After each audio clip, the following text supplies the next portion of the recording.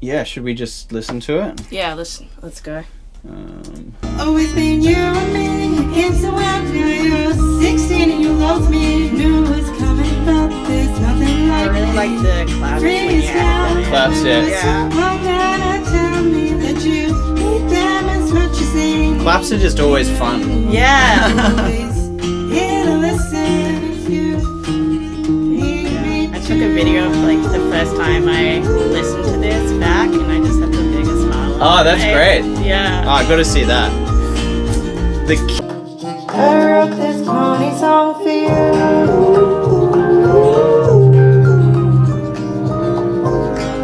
the kick is me hitting this. Oh, sweet. Yeah. And then what, you boosted the low end, and you're like, that's good. Yeah, I'll have to. You're 21 and you've been We'll retrace my steps. Yeah. I wrote this Corny Song for you. The end feels like such a payoff as well. Like, Yeah. It's just really nice. Beautiful. Is the Glock you? Yeah. Yeah, you gave me that. You played bass or I played bass? Oh, that sounds like the Hofner. Yeah. So cool. First thing I want to know is Yeah. what piano you use, because actually I find it quite hard to find a... Yeah, I Okay. used this Mellotron piano. So Sweet. usually that's on the desk. But yeah, the piano in it just sounds like, well, Yeah. like on the record. Like it sounds, it just has heaps of character. Like I always use the Tron sounds. Is that the only piano we have? Yeah, maybe it is. Yeah, but with those flutes, obviously it fits real well. But yeah, just like left and right, like I just double track the flutes so that they have that stereo thing without. Alright, and then Yeah. like you changed the sound slightly, or did you shift it to make it stereo? I just tracked it twice. So okay. yeah, and it's different. The performance is different enough. Mm-hmm. But it looks like on one side I've got this Sans amp. Oh no, they've both got Sans amp, so they just sound like this. I mean, that's straight out of that. Mm-hmm. Oh, they're harmony too, so they're different parts. Oh, right, okay, that would make sense. And then the Sans amp just makes them more fluty. Yeah. And that's what, an EQ? Yeah, I'm just adding highs. Sweet. And like, I mean, I've always just compress a little bit with the SSL. You're channel. brave having a Waze plugin. It's great. Love it. It's so like light on processing. Hi. Yeah, so the kick drum, that was kind of interesting. But let's see what I did. So it sounds pretty beefy already. Yeah. I put the tambourine does usually sit there, Yeah. and then I just hit it. Or maybe I even kicked it. And then a bit of low end. Yep. And taking some highs out, it looks like. And a tiny bit of compression. And then the Phoenix is like a tape plugin. Phoenix. Yeah, it's like muffled. Yeah, it's just darker. Yeah. Like this has like different flavors of tape, and then these are like the opal, gold, and sapphire is related to how bright it is. So opal's the least bright, I think. Sweet. And then Yep. fixing some of that, and then compressing with the Fairchild, which it makes it a bit more mellow too. And then I'm taking out. This is probably what I did in the mix rather than the production. Yeah. Like just taking out some 300 to fit it in. And it's a Fairchild like a go-to compressor for you? If I'm trying to get stuff to sound, if I wanted drums to sound like 60s influenced. Then I'd Got probably it. use the Fairchild. But if I wanted them to sound like 90s, I'd do 1176, the black one. yeah, or yeah, totally, or API or SSL, depending on what 90s band I was trying to rip off. Okay. Yeah. Fairchild's awesome on like Shaker and stuff, but I haven't used it here. But it generally, that's something I would use it for. The only one that I'm like not familiar with what to do would be the SSL products. Oh yeah, Where it's applicable. like genre wise, I'm always thinking like Andy Wallace, who mixed like a lot of Nirvana and Yeah. you know, what else did he do? I mean, he produced Grace, Jeff Buckley, and then he mixed like all these like heavy rock. I think he's done a Slipknot album and a bunch of other like heavy albums.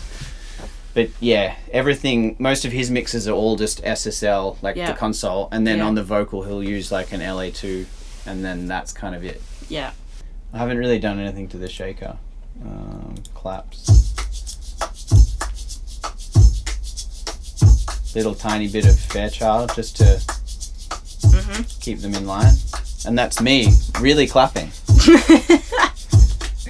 It's a real deal. I don't know if this is done. I paid a premium for that. Yeah, honestly, that's why I charge the big bucks. Real hand claps. But I don't know if this was to click, right? No. So yeah, it had to be played, which I love. Like I'm totally up for that. But that's not a bad sounding little rhythm section. Yeah. So I've got like a verb for the claps, which kind of sounds a bit fruity on it when you just hear it like that. I like how the pitch is slightly different on each beat, and it's like well, if we used bah. a sample, it would just be the same every time, which Yeah. is a bit lame actually when you think about it. So that's bus 5 and 6, and then plate, bus is actually a Sans amp. And the guitars.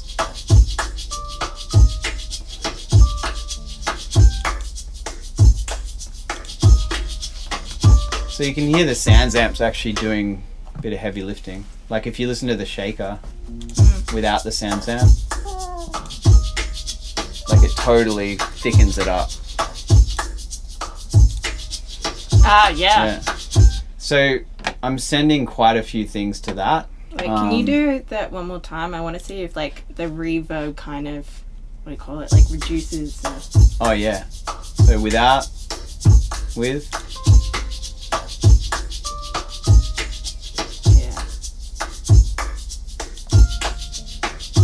Yeah. Yeah, it's like that a different reverb shape. and it's is it a reverb? Like gets a lot tighter and Yeah, well I think almost like a compressed sound, like you used a compressor on it. yeah, totally. Well, the Sans amp's good because you can shape like the flavor of stuff, sort of however you want. Like that just sounds like a different shaker altogether to me. I think from memory I sent a bunch of stuff to the Sans amp just to change the kind of vibe of the overall mix a little bit. And I would usually do that pretty early on. And then there's a slap echo. Let's just hear that. Oh, it's going to sound a bit cooked. Let's just put the mix back in. So I'll kill the effects for a sec. Between you and me, it's a while till you're 16 and you love me. Knew it was coming, but there's nothing like the freestyle when we're so long down. And then with Sans amp, You hate them as much as they need you. I'm always here to let between you and me. It's a while till you're 16 and you love me. Knew it was coming, but there's nothing like the freestyle. just like brings everything forward a little bit. And the verb, and with the slap. Between you and me, it's a while till you're 16 and you love me. Knew it was coming, but there's nothing like the freestyle. Where's the slap delay being applied?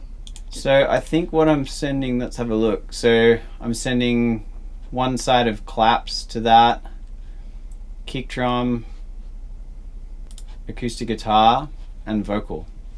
All right. So maybe we should hear that.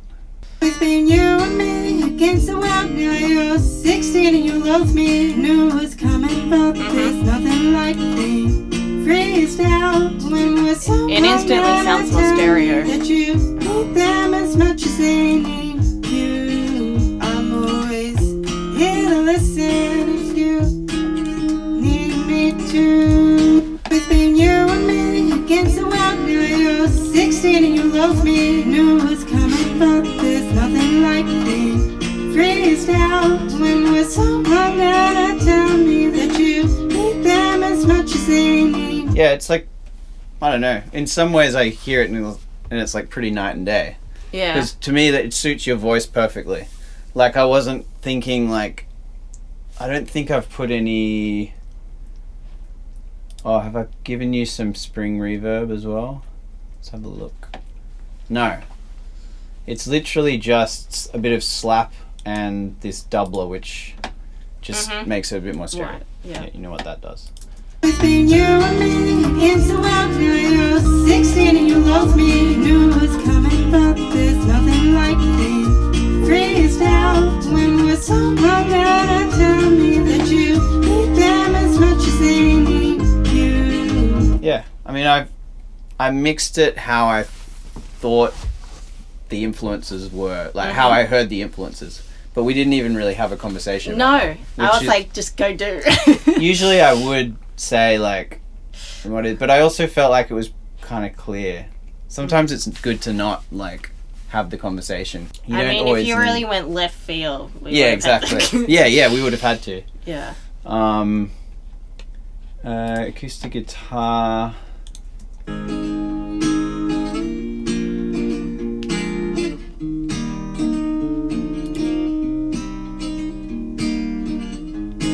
It was just the only thing with that was it was a little what that's telling me is that I was trying to fight a bit of harshness. And same with Spiff is kind of good because I'm on the cut mode at, you know, what, 5K basically. Just a little tiny bit. So, So if you want to cut something, you push it up? yeah, so it's got boost and cut mode. Ah, okay. And basically this is telling you what frequencies you want to hear the most cut on. Ah. So without that, it sounds like this.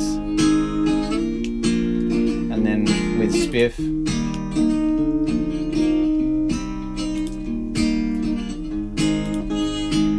Yep. it makes the it's like that, and then it goes like this. Yeah. It loses the clarity, but it still has the warmness. About Yeah, exactly. And it's a super bright sound, so like clarity is not a huge issue. And then it looks like I'm just using that Phoenix as well. But I may have done, just retrace my steps here a little bit. I think I've just like used a plugin that I no longer have on that because it used to always crash my computer. So Yep.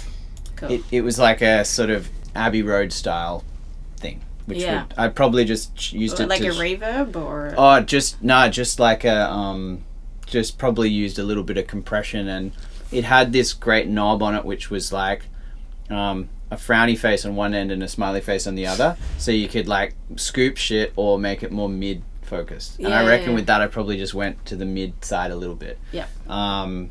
And then Phoenixed it a bit, which is like the tape thing. Yep. And on the least bright setting, and then that's going to the Sans amp and the slapback vocals. Basically what I did was I brought those because you sent me 2 vocal tracks for the lead, and then they're grouped, but they're getting sent to this bus. Yep. So that I would treat them like just at the bus level. Usually what I would do is go through here and like in Pro Tools, similar to Ableton, like you can select a bit of audio and like gain it. Yeah. So I probably did that a little bit, and then it looks like I EQ'd and compressed and probably And then recorded the part again. I just committed it. I think probably what I did was I probably actually scooped that a little, so it was like more highs and lows, but I can't actually remember. And if I unactivate that, the whole thing will crash. So That'll have to be a mystery. But it wasn't like very drastic, you know. And then that looks like I tried Phoenix on it, but it made it Phoenix on vocals was often too boxy. It just like, it's cool for tape effects sometimes, but for some reason on vocals I always find that it's it makes shit sound not how you want it. Yeah. And harmonies, because you lose that high end and it gives you like some tape plugins though like if you check out the vocal with this, I'm in Nirvana, thank you karma, I do nothing to harm her. She's my precious little bundle of joy I help create. She'll be tall, she'll be strong, just like her father was. like it adds heaps of highs I'm in Nirvana, thank you karma. versus, I'm in Nirvana, thank you karma. you know, it kind of, so that's like another one. They all sound different. Yeah. Bass,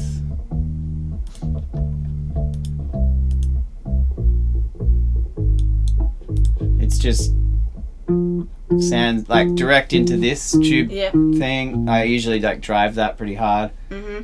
Sans amp, DBX compressor, bit of EQ at the end.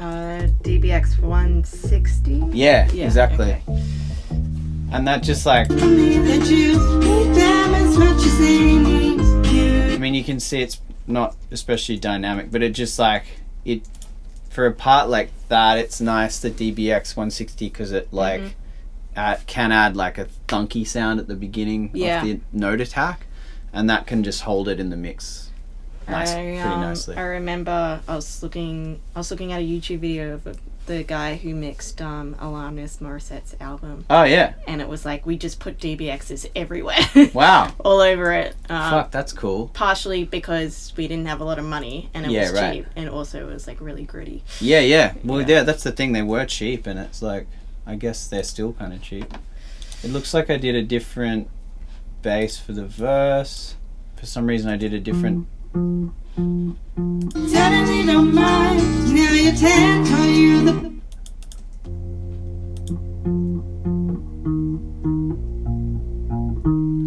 Oh, I didn't even know there was a second bass in there. So for some reason. Oh yeah, the sub bass. Yeah. Is it? Yeah. That's a chord I was like, that was fucking with me for about an hour. Because I don't know if it actually works or not. Well, yeah, I was like, am I wrong here? Like, but I think what I had to do was like pitch the Moog bass like with a plug-in, because I just couldn't figure out why the note I thought it wasn't working. Yeah.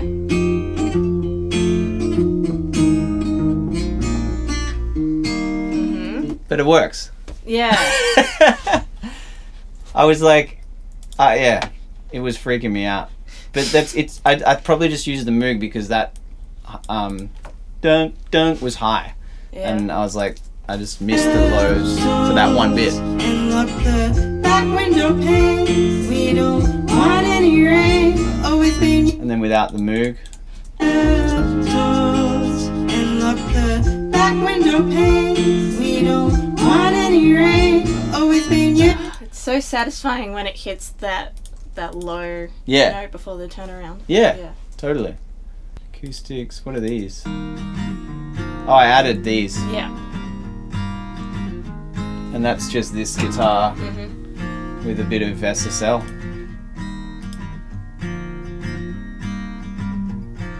Just taking out 400 and 100 and a tiny bit of compression. Sweet. And I just double track it.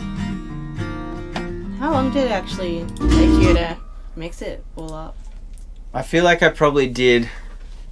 reckon I probably did a day on the production, and I think I probably did, realistically, I probably did like a 4 or 5 hour mix, and then I left it, and then 2 days later I did another mix. Once I'm done with the production, I usually am like the song's done. I don't need to do a mix. Yep. Which is always bullshit. Because like, but you have to like have a day or two away from Where it. you're not, yeah. Don't listen to it like at all. reset. Yeah. Yeah. And then come back and like listen to it like on the small speakers on a low volume, and then you'll be like, oh yeah, it needs a mix, like a proper mix. Mm-hmm.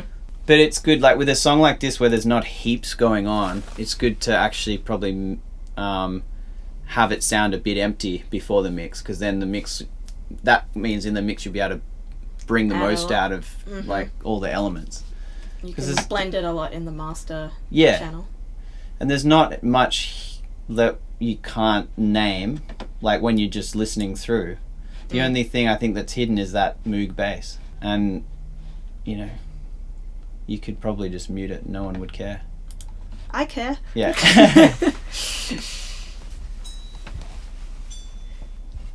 The triangle, the pitch triangle is really cool. What did I do to it?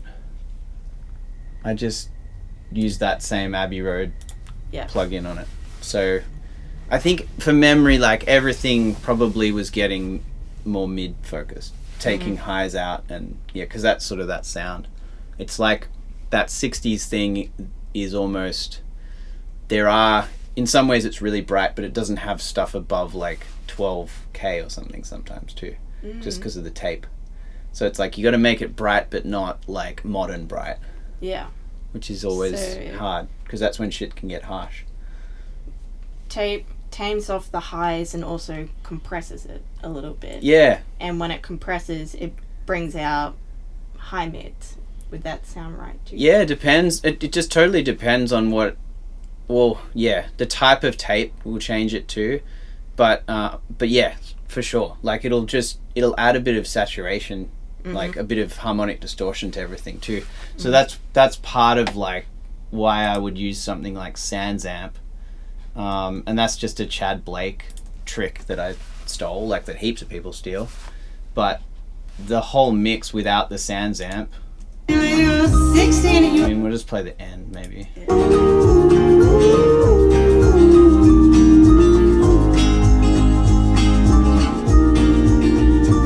And then same bit with.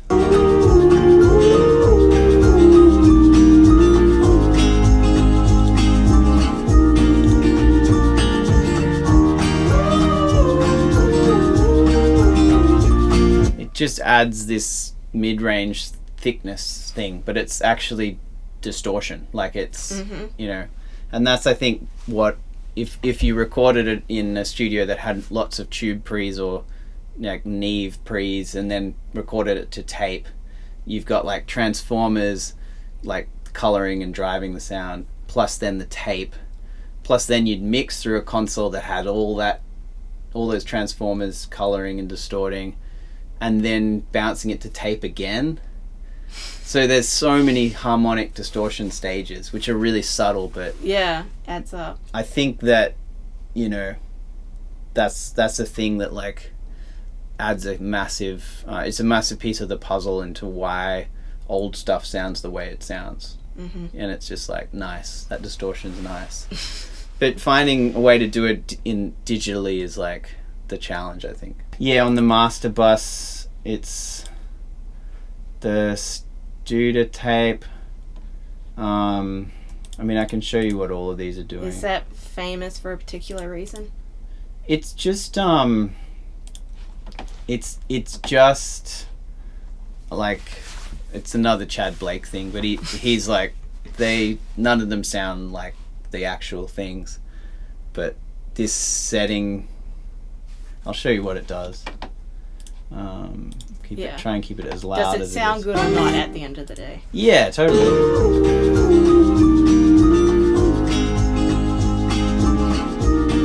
So then here it is. So listen to the kick drum. It's off. Now it's on. It just kind of anchors the kick. I can't actually like hear it yet. Yeah. And that's how subtle it is. Can you do it one more time? Yeah. So here it is off. Yeah. And on. off. Yeah. It cuts off the high end of the kick. Yeah, and I think it introduces a little bit of sub, and that's just that setting. But you just play around with all these settings until you find like it. until you like one. Yeah, and also I'm hitting it really soft, like I'm not trying to get heaps of distortion from it. Cool. And then another tape, which see what that does. It makes it way brighter.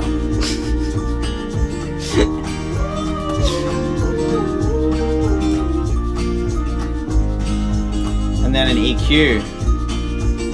See what I'm doing there. So I'm adding. What is that? Adding 130. Adding 320. Adding 800.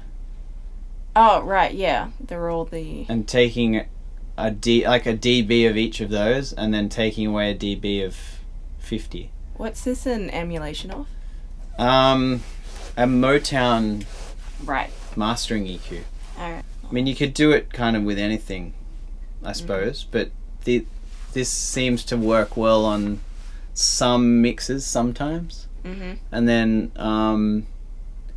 it's kind of good on guitars, piano. Yeah.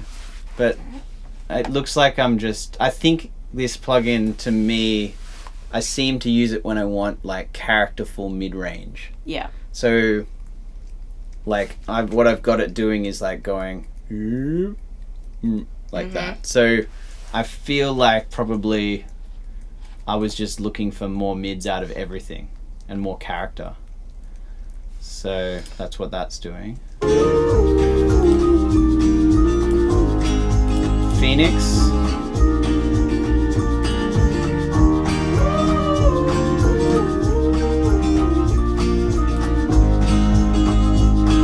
That's like my compressor, really. Mm-hmm. It is compressing a little bit, and it's on this dark essence setting, which kind of does make stuff sound a bit like thicker, and gold is just the medium brightness.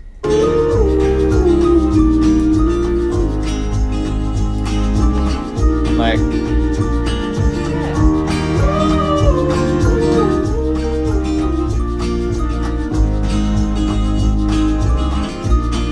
it's hard to like tell how much the difference is it turning up in volume, and it's like our ears think it's better versus totally. And you can see, I think I trim.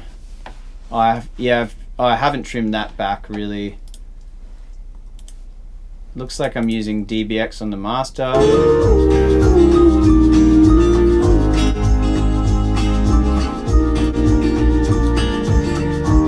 yeah, It's that's barely compressing though. Like not really doing any compression. It's just for the character. And then Fairchild again.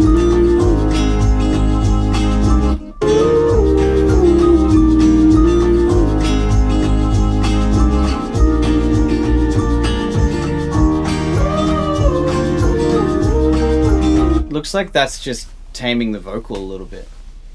Because the vocal's kind of up, but it also sort of has to be. Just catching the peaks if it gets a... Yeah, exactly. So without that...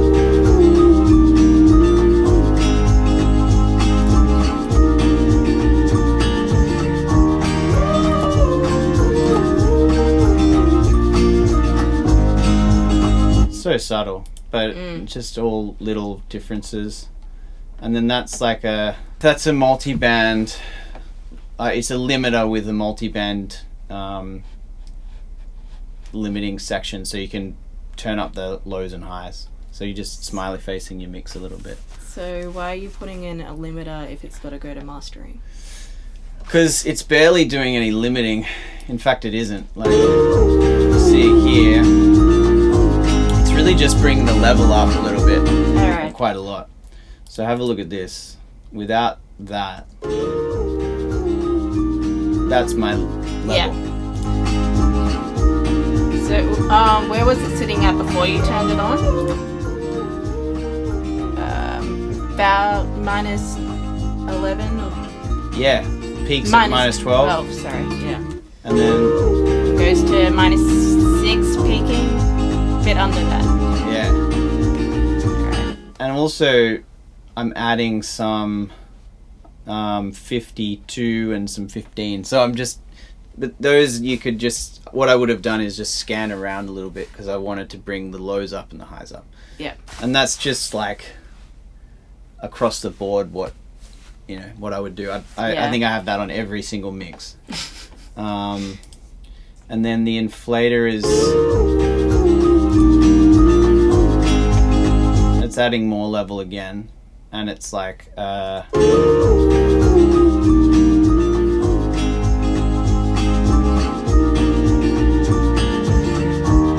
You can really hear the bass. yeah, It feels like it turns everything up, but it feels like a bass booster. yeah, and it adds saturation too. So that's another thing to try to, especially on small speakers like this. But you would have mixed on the, is it called a Genelec? Genelecs, yeah. Genelec. Yeah, Okay. but I'll go to these just to. These are good to tell you like. What happens on most speaker systems. Yeah, and also like if I wanted to set like the level of the claps or like the, see if the bass could be heard on smaller systems and stuff. It's good for that. And I find NS10s, because they're not that detailed, they just give you like an overview of the song, so you can kind of listen to it instead of picking apart all the little separate elements. Yep.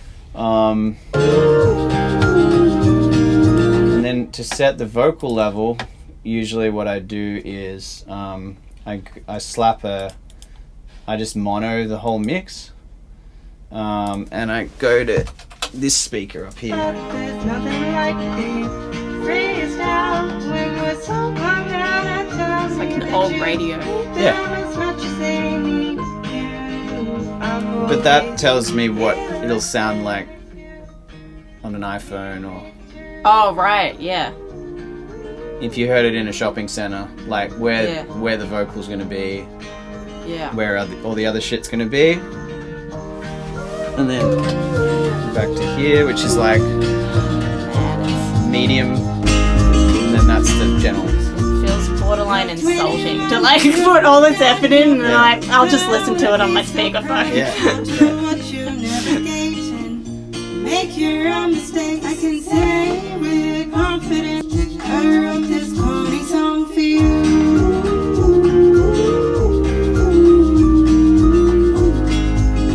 The rough for a second. I wrote this corny song for you. Is this your rough? This is your rough. Okay. Ooh. There's a beautiful minor seconds happening there.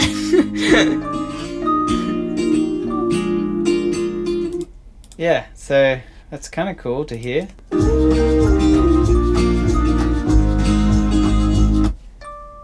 The Glock is way more chimey in the mix, which is kind of cool. I just wanted to hear sparkle. But yeah, great song. Sweet. It's really cool. Did you have any other questions? So you would have more about like your general background of Oh, yeah. like, are you from a family of musos or were you like the black sheep? And My dad was a ventriloquist, so he was the black sheep. so he did a lot of touring or went to a lot of kids' birthday parties or he started really young, so like when he was probably, I don't know, 10 or 12 or something, he got into it, and he had his own kids show he grew up in Adelaide, so that was TV had just happened. He used to do the clubs and stuff in Australia, and then moved to the States and had a whole career there, and so for a while that's he where was the like industry yeah totally, but for a while he was like the biggest ventriloquist like there was, and then by the time he had me, he was writing for, he used to write scripts for like Neighbours, and like he kind of did, like he was a slashy before the term slashy. But he slashy meaning like you just dip your toes in a bunch of stuff? Yeah, he would write like scripts for Neighbours and this other show called E Street, and then would like, he was writing a play which he wrote for like, he worked on the same play for like probably 15 years or something crazy like that. And it had mild levels of success. It was really good, but yeah, just because I think the flame burned bright for like quite a while early on. From when he was probably 17 to like, you know, maybe 35 or 40 even, and then it gradually, you know, was a thing. So he exposed me to like all the musical stuff that, like the taste like that I have. He started me on like, he used to just play Frank Sinatra and Willie Nelson, and that was the two, and then from that I saw like Elvis and then the Beatles, and so I had like, because I was an only child, I just had the musical progression of like a kid who was born in like 1955. But then my mum like enabled heaps of musical stuff too, because she's a lawyer and she earned the money and could send me to piano lessons and like pay for my guitar and do things like that. They've helped me like in amazing ways, but in very different ways as well.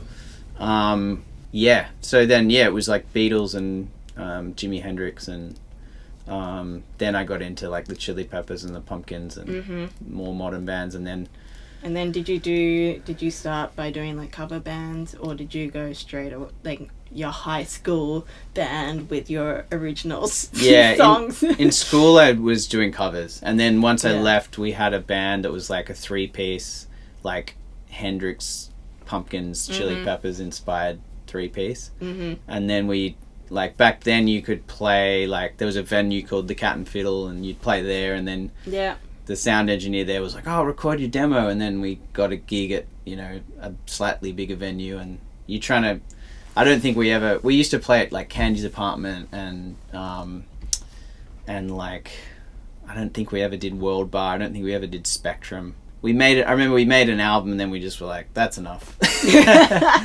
And then I was like, I'm going to do the solo thing. And it was in that process that I made a couple of solo records with another engineer, and then I was like, I'm going to learn to engineer and kind of get into that. So I had a friend at school who I played in bands with, and his dad is in Midnight Oil, so he has a studio in Brookvale, So I was like, I hit him up and started assisting him and other engineers there, and just kind of learnt in the studio in that way. And then I used to be able to go in at night and just record my own shit. Nice. So I would also pay musicians to come in and like jazz musicians, and I'd write like, not scores, but I'd write like rough charts and be like, it was just like an improv thing, but I'm like, we're going to improv on this and this and this, and then I'd engineer that. So I'd just create those situations. Did you do a lot of like solo gigs when you were doing your own music for a few years? Yeah. So that was like the primary income? Oh, no. I was teaching guitar. Yeah. That's what I was doing. Yeah, that was the gig for years. And I still teach a little bit. Like I'm down to one half day now. And I used to teach 7 days. So it's great. It's like I've got about 10 students at the moment, and just, it's really good. Do you have to like teach them boring band stuff, or? Not so much for guitar. It's like most people are out, like we're doing heaps of different stuff, but there's always about 3 or 4 Taylor Swift per week, and then it's like, look, fair enough. Yeah. You know, if you're picking up the instrument, that's good enough. Yeah. I was on zero for quite a while, actually, but then I was like, I actually like teaching. Probably open you up to like some new sounds as well. Totally. And we're going to do songwriting groups and stuff next year, and get them into that, and like, like the more songs I can write and help other people write, the better. So I'm like, hell yeah, we'll do that. And then I've done my own solo stuff like through the years as well. And keep trying to make time to do that. I forgot what the one's called, but it's it's got a background of like a cyan background and then like a face. Oh, Spirit Faces maybe. Yeah, I really liked that one. It was thanks. like super, like so clear and crispy and like awesome. Yeah. Yeah, that's my breakup record. The dark, disturbed breakup record. Well, it sounded nice. Great. So it was worth it. And then I did the I've got this just the one under my name is like the whole idea of that was like let me do the most or the least earnest record I can do. So like trying to lean away from like I wanted it to be like the opposite of Radiohead. Like, you know how Radiohead's so serious? I was like, I don't want to be serious at all. Mm-hmm. So it's got a song about like Saab, like the car company from Sweden, and like all of the songs are kind of like tongue-in-cheek. But yeah, and how did you... So was that what you'd heard before you hit me up to do some production? That record? Yeah, right. Yeah, I heard that, and then... I was talking to Sophie Payton, and she was like, oh, you should probably, like... I mean, you're doing your own stuff, and it sounds cool, but you should try and, like, talk to some producers and just see how they do it, rather than just being in a vacuum. Yeah, totally. On your own. Yeah, so that's a thing. I was like, okay, who are, like, approachable people that make really good stuff? Yeah. Oh, thanks. Yeah. Well, I appreciate that. Yeah. Yeah, no, it's great. I think what's cool with your stuff, I mean, I think we had a call at the beginning and I was like, it sounds kind of like it's almost finished to me. Mm. And I like what the production process has brought to it, but the rough mix is still really cool. Like, it's still got something. Mm. The production's pretty, like, traditional in terms of just bringing more out in the song rather than, like, reinventing the wheel with crazy beats and whatever else. Like, it's... Yeah. I think your music's unique and your production therefore is kind of unique because it doesn't need much, and it's actually about like just getting good performances and like holding back on adding heaps of stuff. Yeah. I feel like that's the trick. I keep getting a lot of like, oh, you sound really quirky, but I don't actually quite know what that means.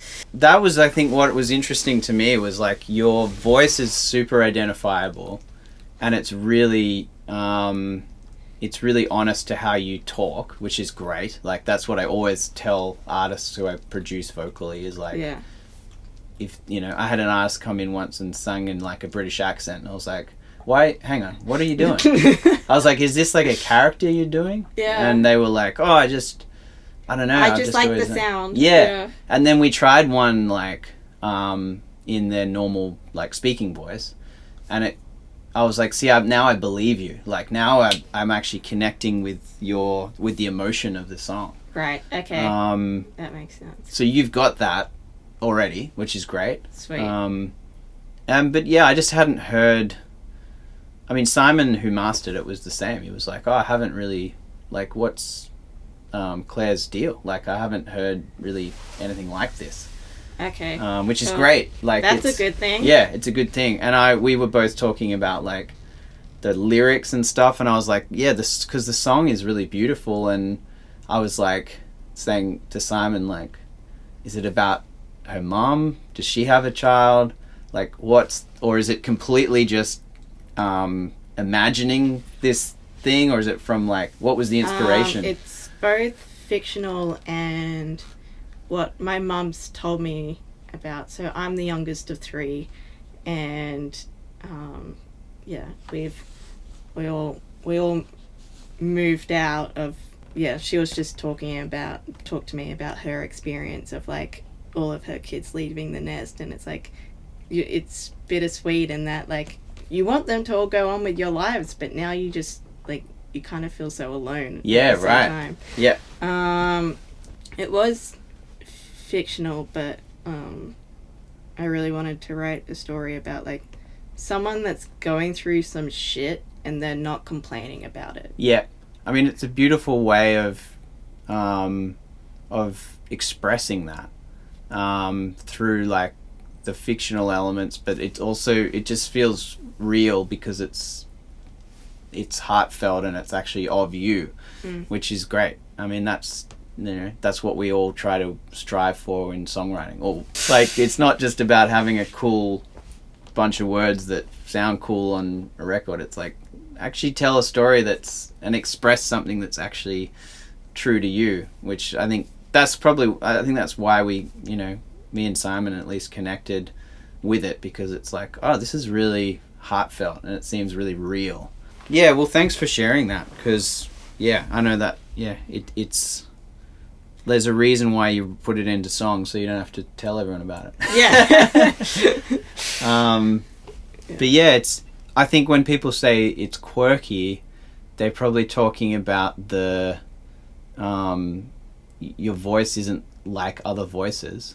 Okay. And the song, well, the two songs that I've mixed anyway, they have a playful energy about them, which quirky is a word that people use when they're trying to express that. I love that. And I mean, I think just the more you lean into that, the stronger it's going to be. And like, you will divide people of like, some people fucking love it and some people won't like it because of the reasons why the other people love it.